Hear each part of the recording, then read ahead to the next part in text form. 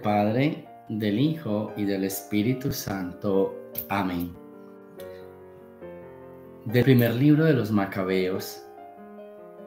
Cuando recorría las regiones altas de Persia, el rey Antíoco se enteró de que había una ciudad llamada Elimaida, famosa por sus riquezas de oro y plata.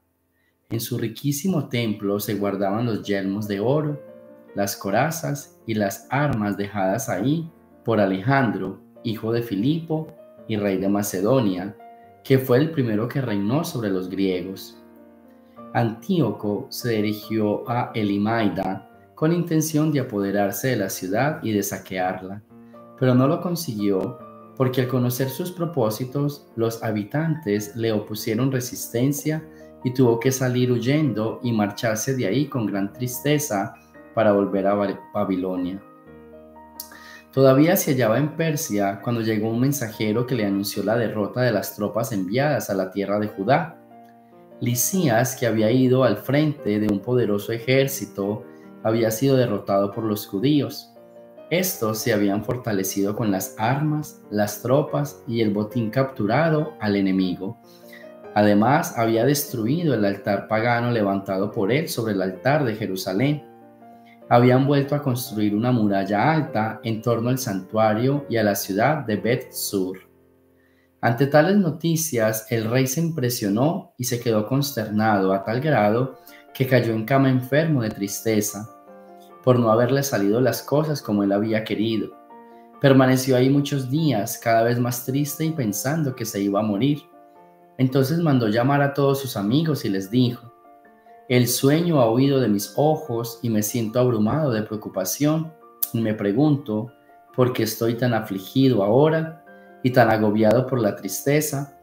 Si me sentía tan feliz y amado cuando era poderoso, pero ahora me doy cuenta del daño que hice en Jerusalén, cuando me llevé los objetos de oro y plata que en ella había, y mandé exterminar sin motivo a los habitantes de Judea. Reconozco que por esta causa me han sobrevenido estas desgracias y que muero en tierra extraña, lleno de tristeza». Palabra de Dios.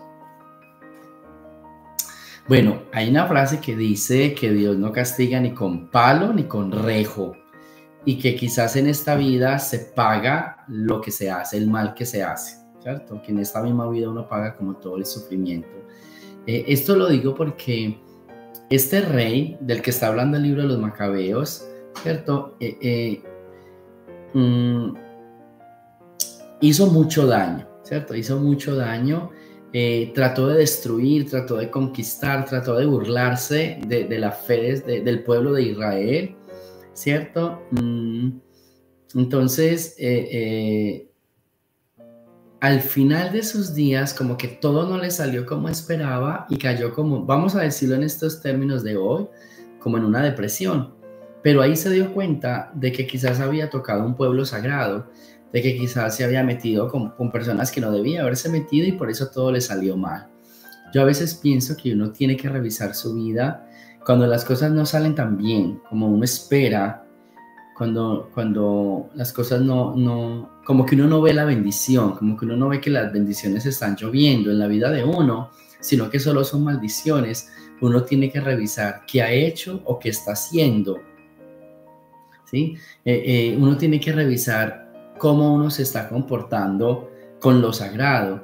Por ejemplo, uno se tiene que dar cuenta de que cuando se aleja de Dios, cuando uno ha estado con Dios y se aleja, empiezan a lloverle muchas, vamos a llamarlo así, maldiciones. O también nos tenemos que dar cuenta de que cuando fuimos educados en una fe y no respondemos a esa educación, empiezan a llover sobre nosotros ese tipo de maldiciones. Entonces, la primera lectura es un rey que se está metiendo con lo sagrado y que al final de sus días se da cuenta de que no tenía que haber actuado de esa manera, porque es algo sagrado, del cual tenía que haber respetado. Y a veces uno mira para su vida, para su familia, uno mira sus negocios y como que todo no le sale bien. Y entonces aquí viene la pregunta: ¿tú sí estás respetando lo sagrado? Alguien podrá decir: no, yo nunca le he faltado como que no le he faltado el respeto a nada, yo sí oro antes de acostarme, sí, pero es que tú fuiste enseñado a ir a la Eucaristía, por ejemplo, tú fuiste enseñado a escuchar la palabra y no lo estás haciendo. ¿Dónde quedaron esas tradiciones? Esta semana hemos hablado mucho de eso, del camino de la fe que sembraron nuestros padres. Entonces, si tú como que no te comportas de acuerdo a esto que recibiste, a esto con que sellaste tu vida con el Señor, entonces estás en contra de Él y no esperes que te lluevan bendiciones, porque entonces, o sea, no te van a llover bendiciones porque no estás pagando bien. Hiciste un pacto con Dios, hiciste una consagración con Dios y no estás cumpliendo. Y entonces por eso les digo, cuando en la vida de ustedes sientan como que no están lloviendo las bendiciones, como que las cosas no están saliendo tan bien como las habían planeado, revisen un poco lo que está pasando como en sus corazones, porque seguro que hay algo que no está funcionando bien. Y eso algo, ¿sí? Ese algo que no está funcionando bien, uno tiene como que como ponerle atención. Uno dice, aquí esto está fallando, aquí esto está fallando, aquí esto no está funcionando y yo tengo que revisar esta parte. Entonces, a esto es lo que pasa ahí. Y yo les diría como un consejo con base a esta primera lectura, no se burlen de Dios. ¿Cómo así que no se burlen de Dios si tu vida es para Dios? Entonces no se burlen de Dios, acérquense a Él, oren, vayan a la Eucaristía, lean su palabra, hagan obras de caridad, porque cuando no aplicas esto que te enseñaron en el camino de fe, entonces después no te quejes de que las cosas no van bien. No te quejes, cuando no consagras tu trabajo, cuando de mañana no invocas al Señor, cuando el domingo no agradeces y no vas a la Eucaristía. Y a veces hay gente que es por trabajo. Está bien, si es mucho trabajo, entonces empieza a sacar un tiempo para Dios. Empieza a sacar un tiempo para Dios. Si no le sacas tiempo a Dios, después no te quejes de tu vida. Después no te quejes de tu suerte, porque te estás burlando de Dios. Así que me parece bien bonito. Y le repito como esto a manera de conclusión, cuando sientas que en tu vida, que en tu matrimonio, que en tu vida económica, en tu parte financiera, no están lloviendo las bendiciones, es porque te estás burlando de Dios, es porque no te estás consagrando a Él, es porque hay algo que falta, hay algo que es de Dios y no se lo estás dando a Él. Así que a revisar esa parte y a corresponderle a Dios como Él se merece y como tú fuiste educado o le prometiste. Del Santo Evangelio según San Lucas. En aquel tiempo se acercaron a Jesús algunos saduceos. Como los saduceos niegan la resurrección de los muertos, le preguntaron: Maestro, Moisés nos dejó escrito que si alguno tiene un hermano casado que muere sin haber tenido hijos, se case con la viuda para dar descendencia a su hermano. Hubo una vez 7 hermanos, el mayor de los cuales se casó y murió sin dejar hijos. El segundo, el tercero y los demás, hasta el séptimo, tomaron por esposa a la viuda, y todos murieron sin dejar sucesión. Por fin murió también la viuda. Ahora bien, cuando llegue la resurrección, ¿de cuál de ellos será esposa la mujer? Pues los 7 estuvieron casados con ella. Jesús le dijo: En esta vida hombres y mujeres se casan, pero en la vida futura los que sean juzgados dignos de ella y de la resurrección de los muertos no se casarán ni podrán ya morir, porque serán como los ángeles e hijos de Dios, pues Él los habrá resucitado. Y que los muertos resucitan, el mismo Moisés lo indica en el episodio de la zarza, cuando llama al Señor Dios de Abraham, Dios de Isaac, Dios de Jacob. Porque Dios no es un Dios de muertos, sino de vivos, pues para Él todos viven. Entonces unos escribas le dijeron: Maestro, has hablado bien. Y a partir de ese momento ya no se atrevieron a preguntarle nada.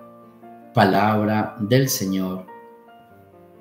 Yo no voy a entrar a explicarles este evangelio, yo simplemente voy a entrar a decirles: no se les olvide que debemos vivir esta vida pensando en que hay una vida eterna, como en línea con lo que decía en la primera lectura. Todos los días ponte en tu mente: hoy es un día que yo tengo que vivir pensando en que estoy más cerca de la vida eterna, estoy más cerca de mi muerte. Si la muerte me sorprende y la muerte me llega, ¿voy a heredar la vida eterna? ¿Cómo está mi conducta? Es en línea de esto que estábamos diciendo de no se burlen de Dios. O sea, no se les olvide que esta vida no es eterna y que todo lo que vamos a construir, lo que estamos construyendo, al final lo vamos a recoger. Y eso que recogemos será pesado, será medido, será evaluado, y eso nos dará la entrada a la vida eterna. Así que procuremos sembrar lo mejor. Procuremos que nuestra vida, que nuestra conducta, que nuestras acciones sean la mejor cosecha y la mejor siembra para llegar a la vida eterna. Porque allá son como ángeles. Es otra vida, pero se construye desde aquí. Un consejo bien importante: no pienses si hay un infierno o hay una vida eterna después de la muerte. Empieza a construir tu vida eterna aquí y no construyas tu infierno. Hay gente que ya está viviendo su propio infierno. Todavía estás a tiempo de salir de ahí. Salte del infierno, recoge las bendiciones y empieza a experimentar la vida eterna. Quizás a pregustar ese cielo. Tú decides en esta vida dónde vivir. Y en esta vida, como tú vivas, decides lo que vas a recibir después de la muerte. Así que ánimo. 3 palabras bien importantes. Viva o vivamos pensando en que esta vida no es eterna y que todo lo que hagamos en esta vida nos dará el pase para entrar a la vida eterna, a la presencia con Dios. Segundo, si sientes que en tu vida no llueven las bendiciones, que hay bloqueos, que hay problemas en la economía, que hay problemas en el matrimonio, que hay problemas con tu familia, que hay problemas con tu trabajo, que hay muchos problemas de salud, es porque te estás burlando de Dios. Acércate más a Dios y aprende a corresponderle con más amor, porque hay algo que no está trabajando bien y no te está permitiendo recibir las bendiciones. Y tercero, escucha todos los días tu conciencia, haz una revisión de vida y trata de hacer acciones por el bien de los hijos de Dios. No te burles de los demás ni le hagas daño, porque cada una de las personas es un santuario para Dios y es un santuario de Dios. Entonces aprende a respetar sin burlarte de nadie. Gloria al Padre, al Hijo y al Espíritu Santo, como era en el principio, ahora y siempre, por los siglos de los siglos. Amén. El Señor esté con ustedes y la bendición de Dios Todopoderoso, Padre, Hijo y Espíritu Santo, descienda sobre ustedes y me los acompañe siempre. Bien, y antes de despedirme les recuerdo que los espero esta noche o esta tarde desde las 6 de la tarde en preparación para el retiro de Adviento, para que vayamos preparando nuestra vida, nuestros corazones para el retiro, para el tiempo que se avecina. Entonces desde ya, hoy desde las 6 de la tarde, más o menos hasta las 10 o 11, estaremos en oración, Santo Rosario, Eucaristía y exposición de Santísimo aquí en la parroquia de San Michael. Así que los esperamos para que tengamos un compartir con el Señor. Jesús, María y José.